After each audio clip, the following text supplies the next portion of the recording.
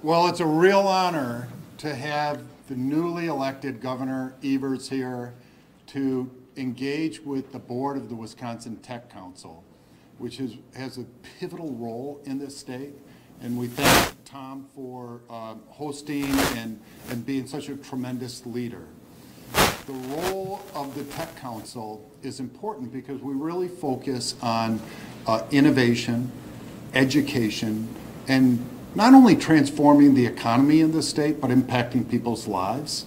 You can see that Exact Sciences is a result of great policy in the state of Wisconsin for years. And we went from 0 employees in the state 10 years ago to 1,500 today with 500 job postings, impacting the economy in the state and creating good quality jobs, but also impacting lives. So we think that there can be many, many more stories like this if we get the policy right. And that's where the Tech Council really comes in to help propose ideas and think through issues, and ultimately to support the governor in the really important goal of improving the number of high quality jobs in the state and how these companies can impact human life here. So with that, I'd like to introduce Tom Still, who can introduce the governor. Thank you, Kevin.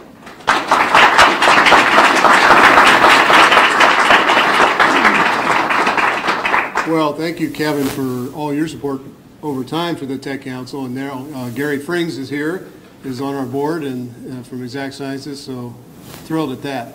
So in a lot of ways, it's unnecessary to introduce Governor Evers, right? I mean, he's been in the public eye almost every day for probably 9 months or more, and then previously for about 9 years as State Superintendent of Public Instruction. So, I mean, you probably know a lot about him. He's native of Plymouth. He's been a career in a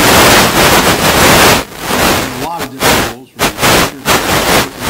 superintendent, all of the above. And you probably also know he's a pretty mean euchre player, by the way. And what you might not know about Governor Evers is that he and his staff have been thinking a lot about these kinds of issues, about what's the economic future of Wisconsin. Where are we going to go as a state? What are the kinds of things that matter to us? And in fact, that was evident in the position, or even before, during the campaign, when Jeff Pirtle from his team spoke to this very board and actually crosswalked some of the things that were with the campaign themes that then candidate Evers was sounding. And it's continued since then in a lot of different ways, and so it's really fitting that he joins us here today. We're in a booming company, thanks to Kevin and his team, that is engaged in every day in the fight against cancer. And they're creating a lot of jobs and a lot of energy while they're doing that. And we're also in the heart of what is really the cradle of the modern sort of entrepreneurial movement in Wisconsin, which is University Research Park, which began in the early 80s and now Aaron Oliver, also a member of our board. And so I bring you the 46th governor of the state of Wisconsin, Tony Evers.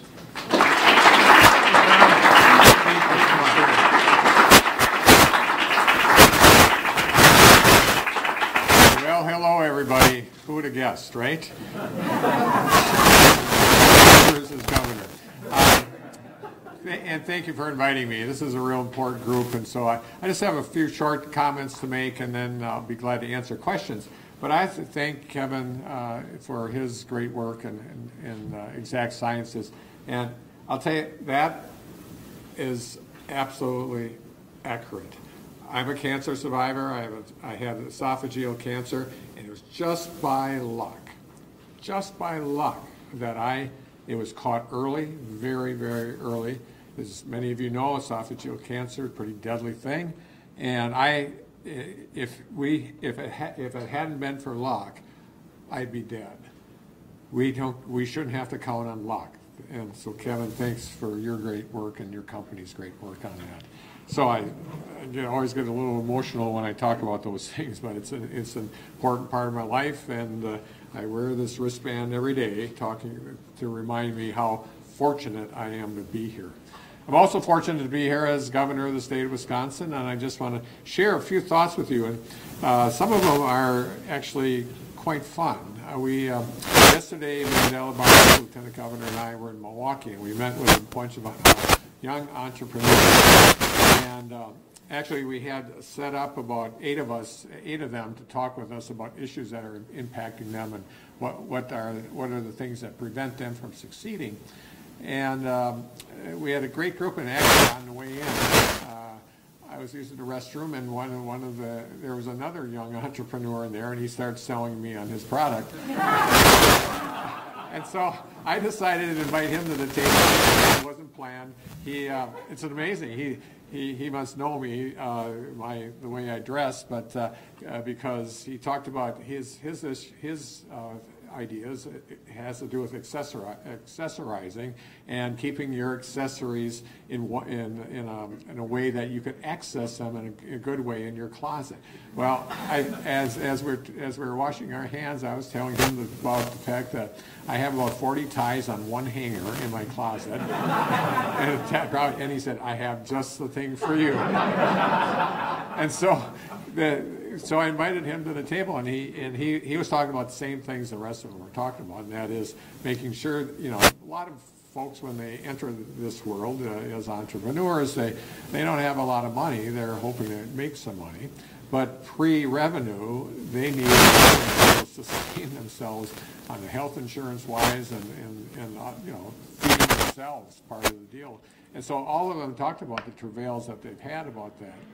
And they also talked about it in terms of how Wisconsin is different than California in this realm. And he said people in California, the angel investors there, are much more willing to invest pre-revenue entrepreneurs than they have found in Wisconsin. And so I thought that and they understand the Wisconsinites are pretty conservative financially, and risk-taking is not their strong suit. But I feel confident that is turning around, and we're headed in the right direction. So the other thing I learned from them, and I had some of the same group there during the campaign, was the issue around connecting the dots. In order for entrepreneurs to survive and startups to survive, we need good health care. We need a good education system. We have to make sure that we have a good transportation system to move goods and services across the state of Wisconsin. And they reflected that again yesterday. And so what I'm here today to talk to you about is that. It is about connecting those dots. In order to have a 21st century high-skilled workforce, we need to have clean care and the work that he's doing in early childhood education, or in our higher education institutions, the gyms here and others from the UW system. That's the economic driver of the state. Certainly we need resources in order to make that work, and financial resources, but if we don't invest in our education system, we will fall behind as a state, and I think that's been part of the problem, and frankly, that's one of the reasons I was elected. So going forward, we're going to make sure that we fully fund our K-12 system, but more importantly, we're going to continue to strive to have career pathways and apprenticeships so that I believe that kids in our K-12 system, the more direct work that they can have with actually work and apprenticeships and externships and things like that, the better off they can be. It's hard to make decisions about your future if you have no clue as to what that future might hold. In order to do that, we need the business community to step up, and I know they have significantly, to get people into their places of business so that young people can figure out what's going to work for them. And most importantly, to find out what isn't going to work for them. I think the only way they can find out is to experience that. So I appreciate all the work that's gone on in the state. We've been able to, over the last couple of years, develop career pathways where there's multiple on-ramps and multiple off-ramps so that young people can figure out exactly how to navigate this world that we live in, especially as it relates to the economy. Of course, I've talked before about higher education, whether it's in the private sector or the public sector. We have to have a strong higher education system.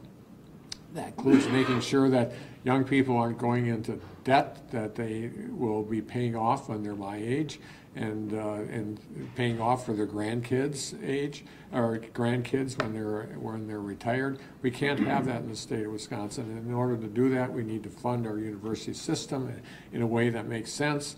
And I can feel confident in telling you that I will not be messing around with the Wisconsin idea. I think it's actually a pretty good idea. Where the corners of the state are the corners of the university system, and frankly our private institutions also. We have a great system of higher education. We have to make sure that we support it, or we won't have the research and the talent to move forward as we find today with all of you here today in the Tech Council. So the other thing that's critical, and I talked about it before, is connecting the dots, and I'll use this as a small example. I believe, and I think most people in Wisconsin believe this also, is that our criminal justice system is out of whack with the reality. We incarcerate far too many people, and we incarcerate far too many people of color, and we need to change that. And the reason it gives me hope is, in criminal justice world, is that Kim Kardashian and Donald Trump actually figured it out at the federal level.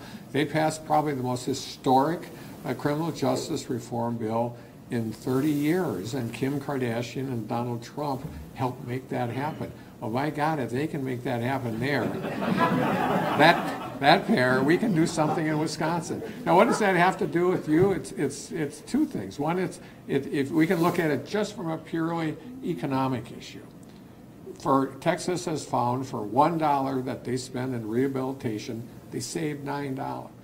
That's a bunch of money. A bunch of money, whether that's Wisconsin or whether that's Texas.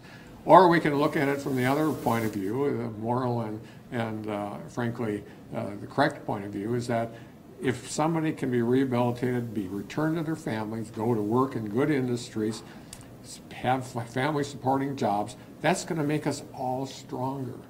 That's how we connect the dots in the state. And my good friend Aaron Albert, right here in front of me, helped us develop a good cabinet and brought people and helped me hire good people that can connect the dots. Every single secretary that's going to be part of our administration, the first question or the second question I ask them is, okay, how can you connect the dots? In state government, and I'd say in the private sector it's also true, we like to exist in silos. Sometimes we call them cylinders of excellence.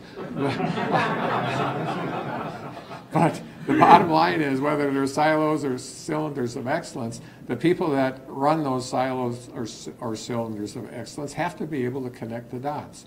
If we're going to have good correctional reform in this state, we have to have good health care. We have to have a good transportation system to make sure people get to their jobs. We have to make sure that we have good health care. We have to make sure that we have good affordable housing so people aren't being evicted. I don't know if you saw, a small example of this is in my world, the former world in K through 12. Erin Richards recently wrote an article, and I talked to her about this in the Milwaukee Journal about evictions and how churning of kids across the city of Milwaukee hurts them in many different ways, including their ability to succeed in school.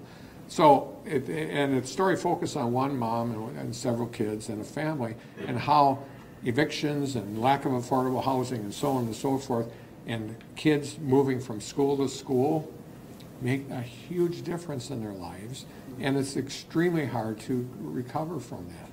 Well, I'll tell you, I know that isn't all high-tech conversation, but the fact of the matter is, if we want our economy to be strong, we want our state to be strong, we need to be able to connect those dots. It's around housing, it's around transportation, it's around education. And frankly, I think that's all about what you care about also.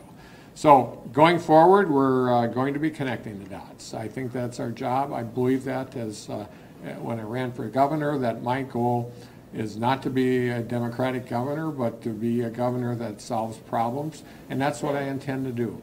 My DNA is an educator, and my goal is to find common ground where we can find it, and there'll be times when we don't find it, and we will have to be snarky with each other, and that kind of goes away. But at the end of the day, if the Republicans and Democrats don't work together, we will be in a very difficult position as a state. Now, the other thing, last thing I want to talk to you about is economic development in general, but in specific, what my concerns are going forward. And as you know, during the lame duck session of the legislature, they kind of distanced the governor from the Wisconsin Economic Development Corporation. I think that was a huge mistake. It's water over the dam. We're trying to work around it. But in turn, I heard this all across the state when I ran, as did Mandela, is that economic development and the things that you care about as it relates to technology, it's got to be a 72 county affair. We can't be doing Hail Mary passes for one part of the state, essentially pitting people against each other. And it's my goal is to, and I have already instructed and asked the WEDC to make sure that they have a commission that works on startups, that works on entrepreneurs, and that's a lot of the people that you talk about and care about with this group. And WEDC has to take a lead on this issue. We can't expect to have Foxcons all across the state of Wisconsin. But what we can expect is that every county in the state of Wisconsin has the ability to work with our economic development organizations and our workforce development organizations to get the resources they need for those startups, those 1 or 2 year or 3 year in entrepreneurs, whether it's on high tech or not. We have to start investing all across the state of Wisconsin. Wisconsin cannot thrive without a full 72 county affair. And so what I'm asking you is that there is an ask at the end of this, not just to tell you how important I am, and that is this. I need your help in this arena. It's very important that we connect the dots. If we don't, we will fail as a state.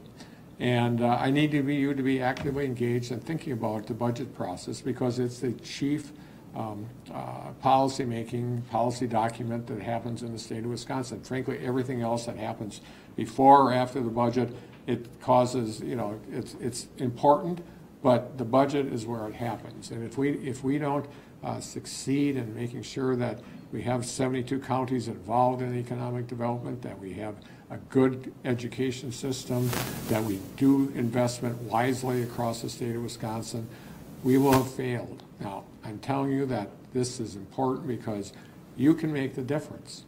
Yes, I'll battle it, other people will battle it, but it's the people of Wisconsin that have made a difference in this, where we are today with this election. But also, we've spent a lot of time listening to people. We've had listening sessions all across the state before we put our budget in place. It's going to be in place in a couple of weeks with the legislature, and we're going to take that listening session, or we're going to take that budget all across the state of Wisconsin. We're going to involve people in this budget. We have to.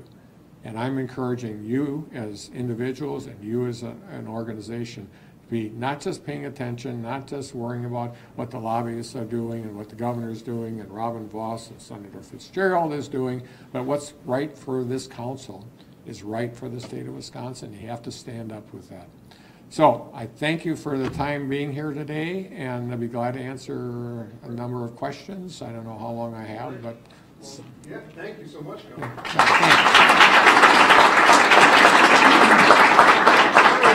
Board members are kind of here in these first 6, 7 rows, and a few over here, and board members of the press are here as well. But I want to start with board members with questions. Yeah. Sandy Pendleton. Governor, all I want to ask you about is criminal justice reform, the budget, and economic development. Okay, how are they connected? 16 counties in the last November election had referendums on their ballot about Yes. marijuana Yeah. legalization.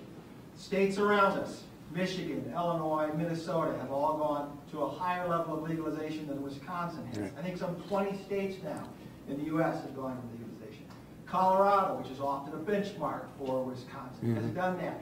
Instead of the state funding drastically a Foxconn or something like that, They now have a new industry in their state that funds their government, brings in something like $200 million, $300 million per year into their budget. So my question is, do you favor, as part of budget reform here, criminal justice reform here, and economic development, either legalizing marijuana in the state of Wisconsin, or at least favoring putting that to a statewide referendum? Yeah, Thank you. and way to connect the dots. Marijuana connects all those pieces. That's great. Well, first of all, I'm at the end of the day, do I favor legalization? Yes. I want it to be done correctly. So we will likely have in our budget a first step around medical marijuana, and either A, find another step for legalization, or call for a statewide referendum. I personally would sign that bill. I want to make sure that we do it correctly. And the last thing and not to pick on big companies, but the last thing I think people in Wisconsin want, as it relates to marijuana, is that it essentially devolves into Pfizer running. You know, Washington State, they started out with hundreds of mom and pops, and now they're all gone and they're out of business because they didn't think through it correctly to begin with. So I want it to be set up in a way that people in the state of Wisconsin feel comfortable that they can make some money by doing this work without having to essentially go broke. And it's funny you bring up Colorado as an example. Yes, it's bringing in lots of money in Colorado, but because of their tax structure, very few people are actually making money. And so I want to be sure. I want to make sure if we do, when and if we do legalize, and I think it's more when than if, we have the structures in place to make it a good market in a place where small entrepreneurs can succeed. That's what I'd like. Okay, good. Oh, Mike Sussman. Hi. Hi, Tony. I really like your concept of balance. And I just want to make this brief. I'm a professor in biochemistry. I love education. I'm also an entrepreneur. I've seen what that can do. And rather than one being too high, I think having a balance of the two, which is what I've gotten the impression you're looking for, as well as a political balance. Right. I just want to applaud. Yeah, and balance is connecting the dots too. I mean, I'll use the environment as an example. I'm at my core environmentalist. I have a degree in zoology and chemistry from UW-Madison, taught science, but I also understand that there's business interests out there, and it's my observation that over the last 8 years, business interests have taken kind of a lead on environmental issues, and frankly, we've sold off some of our most precious resources. Do I believe that we can find a balance? Absolutely we can. Absolutely we can. If we don't, we're shortchanging everybody. Okay. Yeah. Lori Heineman. Yes. Hi. Congratulations Thank you. on your election. So my focus is on angel investing and entrepreneurship, and I think you hit the nail on the head when you listen to these entrepreneurs about the importance of having health insurance. Yeah. Kind of interested in your overall strategy for making sure that there is that early stage capital available. There was the fund of funds in the last administration, and we've been trying to get more angel investing money up front as well as early stage money. Right. And I'm the head of Madison Development Corp, and we have funded over 55 high-tech companies like Tomotherapy, Purdue Entertainment, but we've also funded over 1,000 just companies in the city of Madison through our economic development fund. So I'm interested in what you're thinking for entrepreneurship funding for the state. Yeah.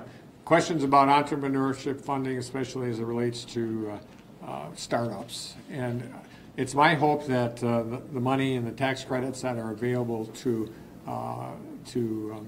WEDC, W-E-D-C, can be part of that conversation. I think we can leverage those resources that they have to find more resources for startups, especially for those startups that need capital before they have revenue coming in. They're not going to get past year one if they don't have that. And so I heard that loud and clear yesterday, and I'm hopeful that we're able to include that in our budget also. Yeah, Tony Sykes. To follow up on Lori's question, Governor, we have a robust angel network and investing of angels in the state, but we are sadly way behind in venture investing. Right. A number of our top venture capitalists are here today.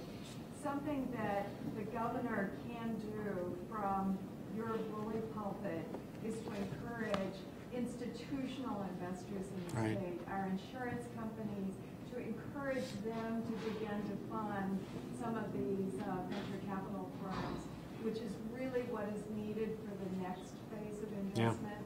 And it's where we are so far behind. Yeah, that's a great comment, and I'll give you a small example. It's not necessarily angel investing, but it's investing in neighborhoods, which I think is connected. Aurora Health is working with several other larger entities in the Milwaukee area, and they've essentially carved out the west side of Milwaukee is where they're going to be investing in housing and other things. And I think some of that could also be, if you think about the housing, that's important in order to keep good workforce in place. But hopefully, as we move forward, encouraging that same effort around providing angel investment in those areas, because we're already seeing that in other areas, and I think that's an easy transfer from housing and other things to some angel investing. One more board question, Ryan Nasky from Marshfield. Yeah, hi, Governor. Hi. And congratulations on your victory. Sure. Representing Marshfield Clinic, we've got one of the largest private research institutes in the state, as well as all the other things that what we do in healthcare. What are your thoughts on what we do in those rural areas where we've got declining populations, we've got aging populations, more people on Medicare, Medicaid? There's a lot of challenges that go into that. What are some of your thoughts on how we address those issues going forward? Yeah, and this is a dot connector also. I know this will be highly controversial, but I ran on the idea of accepting the Medicaid expansion money, and I think that's going to make a difference in all the areas you talked about. If we infuse more money into the system, that will help. That will help especially small clinics and small hospitals in rural areas. The Assembly has pretty much drawn a line in the sand on that, but I believe the healthcare industry is prepared to be helpful around that. But I also think that we have to be more nimble in using economic development money also. And I'll use a small example where I know Monroe Clinic, huge employer in the southwest Wisconsin, has worked with the city on a TIF district to create affordable housing that will work to house workers for the clinic and the hospital. So that's economic development company money that is being used to further and help enhance Monroe Clinic and hospitals' ability to serve the people in southwest Wisconsin. I think we have to, instead of looking at economic development resources in a single way, such as how many people are hired or whatever, it can be around, do you need affordable housing in Crandon, Wisconsin, in order to bring people have the ability to work in the clinic there, but also be able to live in that city. I think it's about looking at those, connecting the dots and using that money and those tax credits in a more holistic way than just the number of people that are actually working. Thank you, Governor. You bet. Thank you. Appreciate it. Thank you.